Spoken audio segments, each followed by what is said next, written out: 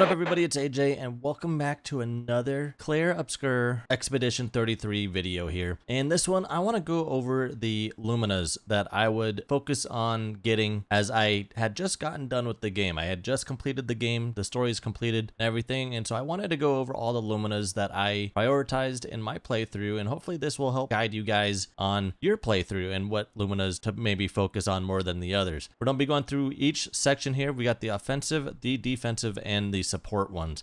First, we're going to start off with the offensive, and I'm going to go ahead and mark the favorite ones that I liked a lot. We're just going to go down each list, and then hopefully you guys can pick and choose which ones to prioritize in your own playthrough. Like I said, this is all based on my opinion. This is what I focused on in my playthrough. We're going to be going over the offensive Luminas that I focused on, besides the one that I have equipped on my character. So like this one here, I have augmented counter equipped. I only have this one equipped because it has a lot of health, and I treated Verso as my tank. So that's the only reason why this one's here. That one is not really one of the ones I recommend. I only have that there just for the Pictos. So the first one I am going to focus on is Breaker. This one's very important. This one provides a 25% increase to break damage. In this game, you want to be doing as much break damage as possible. I found that out where if you aren't doing a lot of break damage, you're going to be missing out on a lot of attacks that can do crazy amount of damage, and you get a lot of bonuses if you get the break taken care of on enemies, and so more damage to that is very important. And it's only worth 10.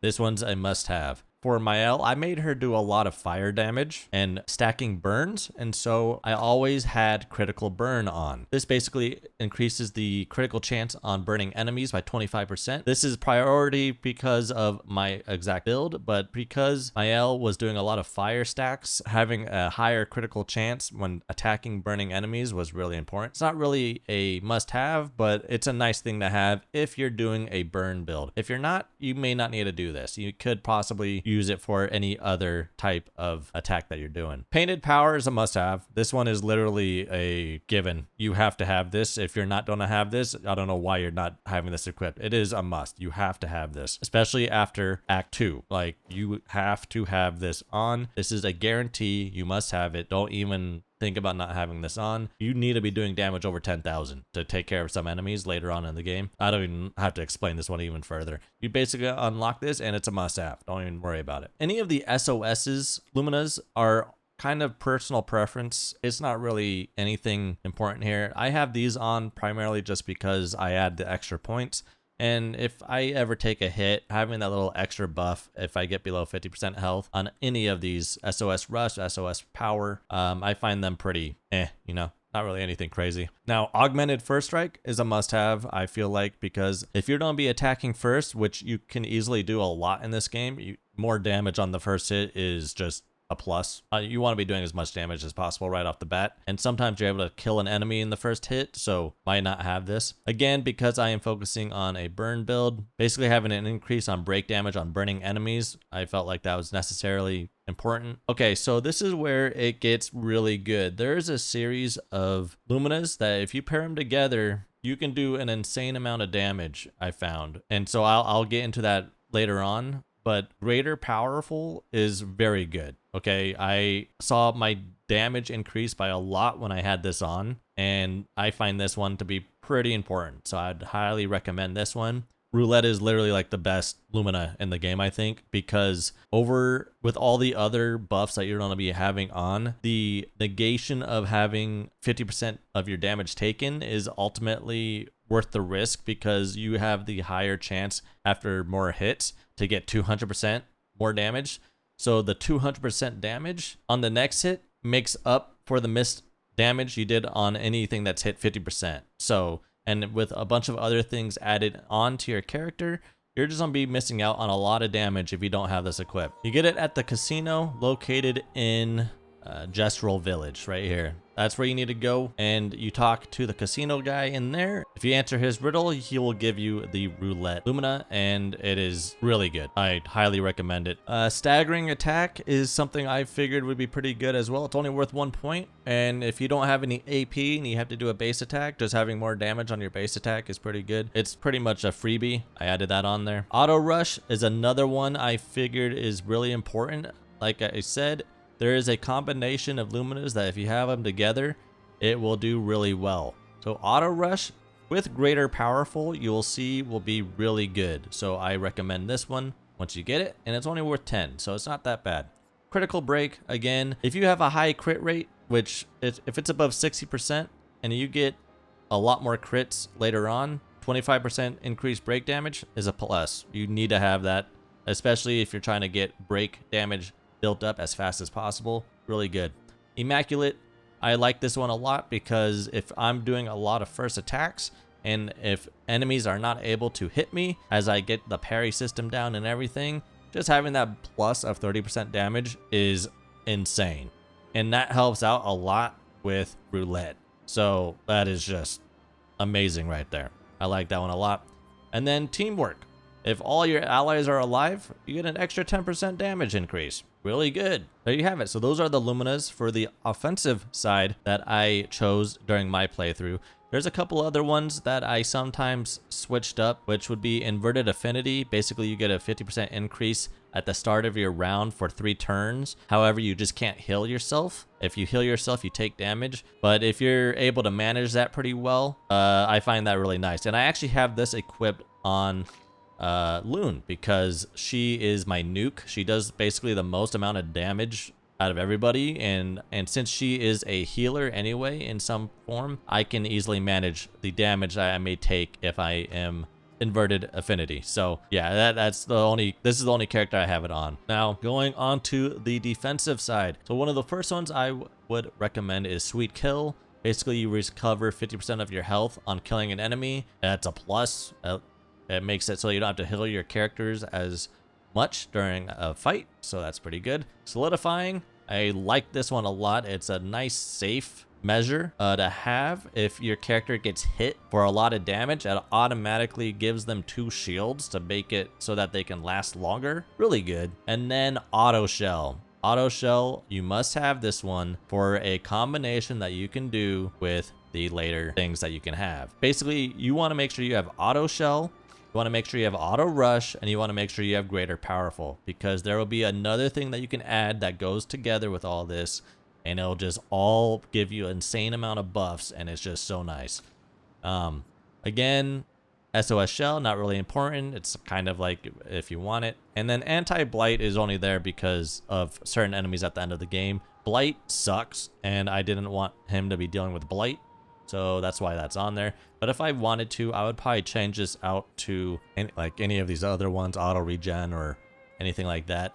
A nice plus to have, but I wouldn't really recommend putting it as a Lumina, but have it on a character, is Second Chance. Basically, they're able to revive once per battle if they die at 100% health. And I gave this to Lune since she's my healer, so if she dies, she automatically revives herself, and that one is really nice. It's worth a lot of points, so I wouldn't recommend it for having a Lumina for all the characters to have it.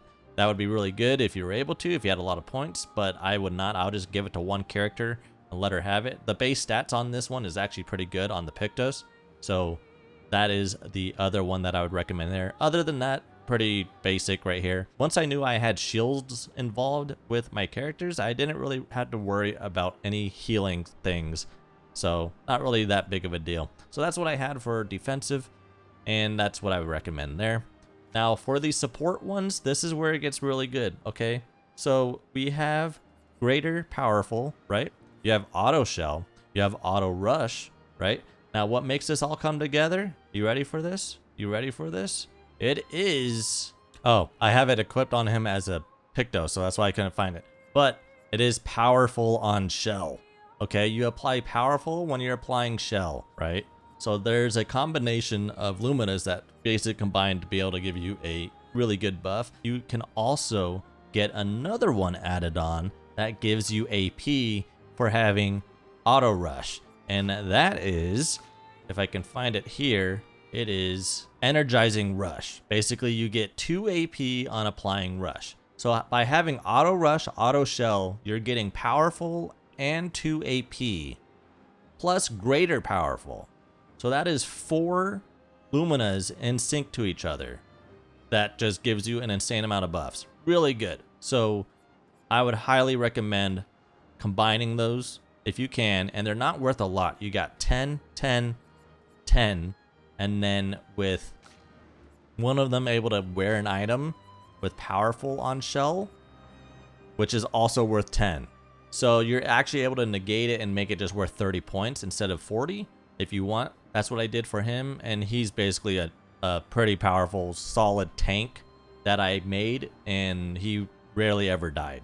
Really ever. He was very good. Some of the other ones I would recommend for support, if you are able to get it, are charging weakness. Now these are later on in the game, of course, but basically once you unlock the ability to do gradient charges, being able to build up that meter as fast as possible I found very important. So basically a 15% of the gradient charge on hitting a weakness is really good, and with it being 15%, and it happens per turn. And if you're able to figure out the weaknesses of the enemies, that is pretty good. Dead energy, really good. I have dead energy 2 on. It doesn't really matter. You can have dead energy 1. I don't think it really applies. If you have both of them equipped, I actually do have both of them equipped. They're only worth 2 points. And basically, if you're able to kill an enemy, that means I'm getting +6 after killing an enemy. I'm basically getting all my AP back from killing an enemy, and I'm able to go on to the next attack. Those are really important.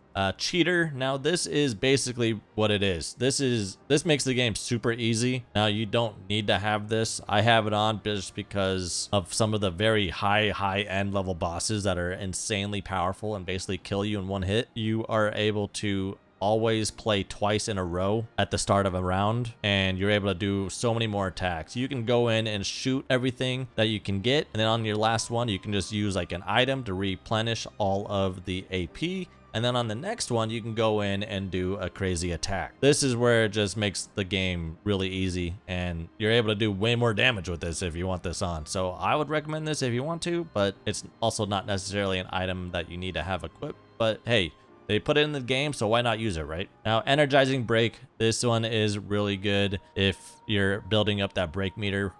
This one's more of a freebie again because it's only worth 3 points. And again, you're building up AP for breaking an enemy. Energizing starts. I actually would always try to get at least energizing start 1 and energizing start 2, both equipped on all of my characters if I could, because usually that'll get me to 7 AP at minimum at the start of a match, or 6 or 7 AP at the start of a match, and it automatically allows me to be able to use a more powerful first attack without having to try to build up AP. So I find those really important. Weakness gain, really good one as well. Basically, this one's a must-have. You gain 1 AP on hitting an enemy's weakness once per turn. Again, once you figure out the weakness of an enemy, it makes it so much easier to take on the fight. Energizing parry, a must. I really like this one. I never dodged in this game. I didn't even try to dodge in this game. I tried to parry everything. And if I was able to get it correctly, then that's just more AP. Like, it's just a must. I had to have this on all my characters. It's so good.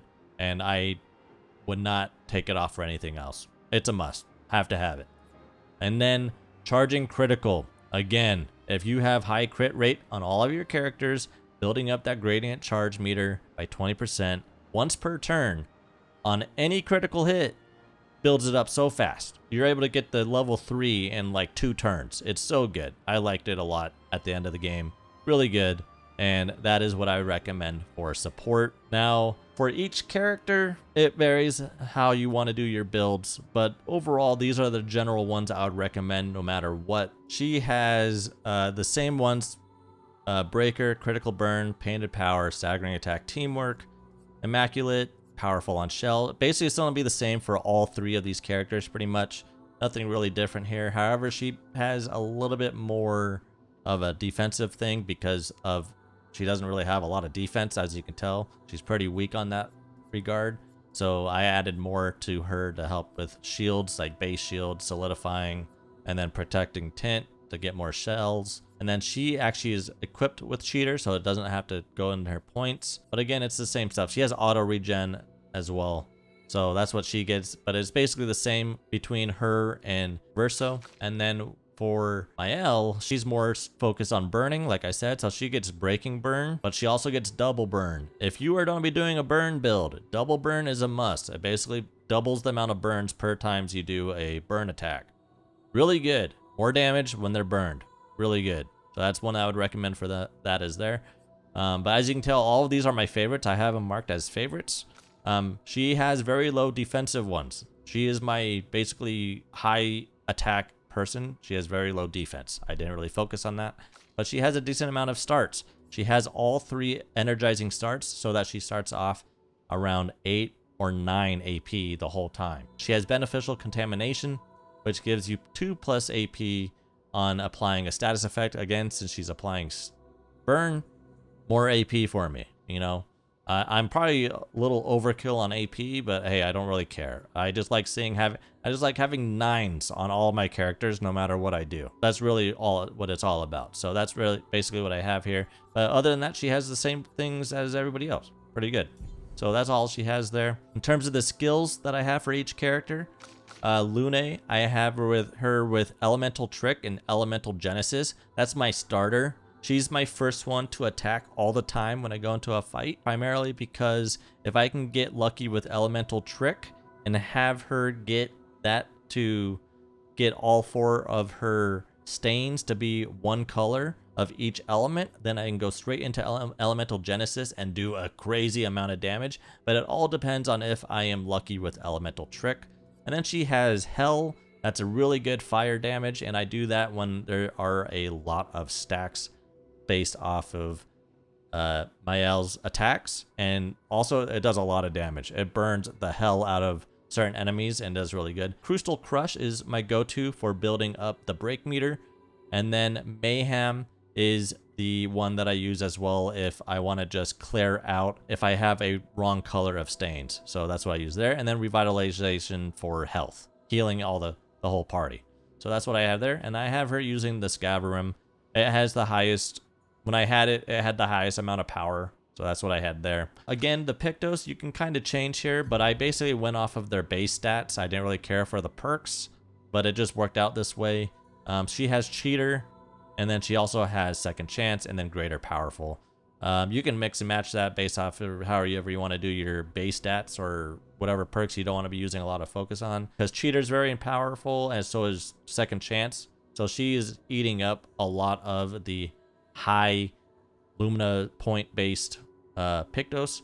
So that's what she has there. Now for Verso, he has Radiant Slash. That's a very early attack. He has Leadership. If you're at a C level or a C rank or a B rank, if you do Leadership, you're able to give AP to other characters, but you lose out on yours. So that's kind of what I use there. Speed Burst, a good damage attack. He has his own self heal. And then Berserk Slash, and then my big go-to is Phantom Stars. I like those ones a lot. And then he, again, same thing with the Pictos. It's your pick and choosing. Lancerim I found to be the best weapon for him. I never really went off of it because he's always at rank C at the start of a match. He can't be lower than rank C. He can't get down to D. And then base attack gives him 4 perfection. But parrying, if you, like I said, if you can parry, you got it well down. Above level 20, you are getting more perfection per parry, and so he gets up to like A and S really fast. So I like this one a lot. Now for Maelle, I have kind of a mixed bag here. I have Gustava's Homage.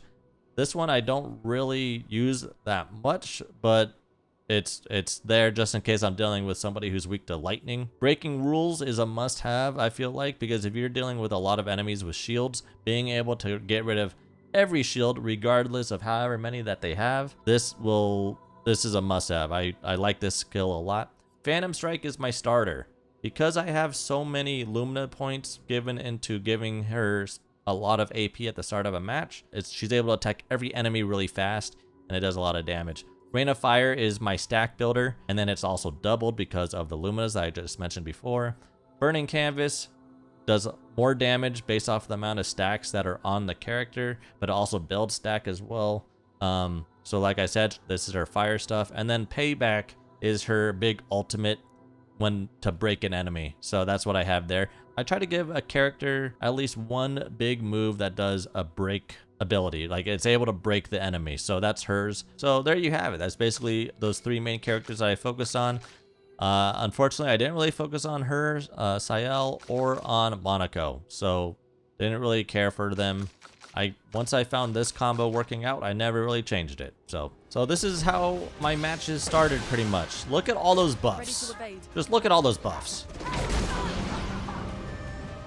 Not looking good. All right, I wasn't expecting them to attack right away, but anyway. So this is my starter. I start off with this elemental attack. Do it on this right here. Elements converge. Let's push I didn't get forward. lucky there, not a lot of crits, but she gets to play again automatically, so I can do it again. And so I will just do it again, see if I can do it. Converge. Careful, Verso. Let's carve a path. Okay, speed burst, and we'll do it on you, just so I can get rid of you. You're annoying. Alright, so he's dead. He just got a whole bunch of buffs, and then he can play again. So you just go into here, speed burst, go into you.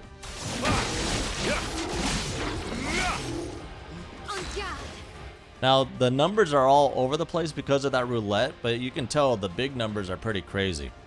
Now, with hers, because she's already at a 9, I can kind of do whatever I want, but I always start off with Phantom Strike because it gives 35% of a gradient charge. It's already at charge 2, but with this move alone, it'll get to 3. Prepare for annihilation. Blades sharp. Almost to 3. It was really close, and the next attack you'll get there. We can do Rain of Fire. This is what he's weak against. Let's rain. So there you go, 20 burn stacks already. And then you get a counter. All right, 114,000 damage. Now she is not able to do Elemental Genesis because I'm missing out on the lightning one. So what I could do if I want to is I can do another elemental trick to see if it changes. And now it changed to what I wanted. So now I'm able to do the elemental attack. However, I also have 3 gradient charges. So it doesn't really matter at this point. This guy's going to die on the next hit no matter what. If I wanted to pretty much end this match, I can just do Skybreak and this person is dead. Like, even with that much health, he's dead right here. It's just, this Skybreak move does in the millions of damage. It's insane. But just for this video, I want to show you guys the Elemental Genesis. Now, this is what this is. That's why these two skills are close to each other on her skill tree, because you're able to use these in tandem. If you get lucky enough, you can do this crazy ass move. Watch this.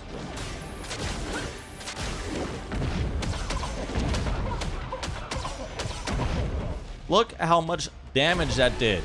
And she was on fire. So that's why he died. Like, it's absolutely insane. And that's considered like a, I don't know what they're called, like a mini boss or something like that. They usually have a decent amount of health. And I am level 81. However, doing this, I was actually able to do this around level 70 or so. And the damage was still pretty good. So you can kind of see where the build kind of goes. And I can go into New Game Plus if I want with this type of setup. We don't do that again, but I want to show you guys I want to show you guys that move that I was talking about that is just so insane. So we're going to do this again. I'm going to get that gradient charge built up. But like I said, Lune is your nuke. You need to have her. But we're going to do this again. Parry it. If you can get the counter off, let's have, like, damage. 151,000 damage. A storm is And then you get all those buffs because you were able to parry. So we're going to do this again. We're going to do elemental attack. elements converge. I was able to get 2 there. Crucial Crush is really good because it can build up that break meter really fast. I like this skill a lot. Look at that break meter just go all the way, basically filled up to the max, and it also does an insane amount of damage. Bring it on. Incoming. Okay. So then we will do, we're already at 1 charge. We will now do, I can do Phantom Stars. That will probably kill the thing though, but I could do it. Yeah, we'll do it. It'll probably kill him. This move is really good. It did not kill him. It got really close, but at least it's already charged number 2. So we're gonna go off of him now. Get rid of him. Alright, he's dead. Now I gotta get this move. I really hope this doesn't kill him.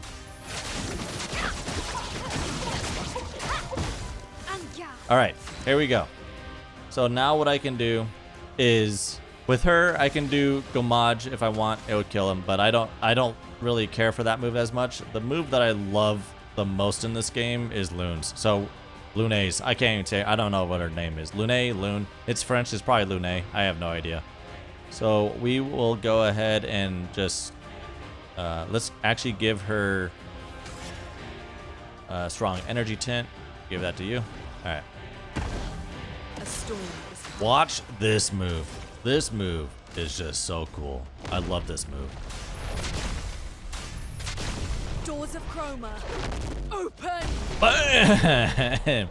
And it didn't show the damage there, but the highest damage dealt there was 843,000. But I've seen this move do 2 million damage on some of the really crazy bosses at the end that have a very large health pool, and that's how I was able to kill him. So, but yeah, there you have it, guys. That is my build setup and my recommended Luminas for this game. This game is amazing. I just beat it, and the story is amazing. I just can't get over this game enough. I highly recommend it. I hope this video helped you all out with hopefully trying to choose certain Luminas for your characters, but ultimately I feel like you can kind of go around and do whatever you want, and you'll be perfectly fine as you proceed in the game, because as you get more Lumina points, you can kind of do whatever the hell you want. This is just what I did. But yeah, that'll be it for this one, guys. Thanks again for watching, and I'll see you guys in the next one. Take care. Peace.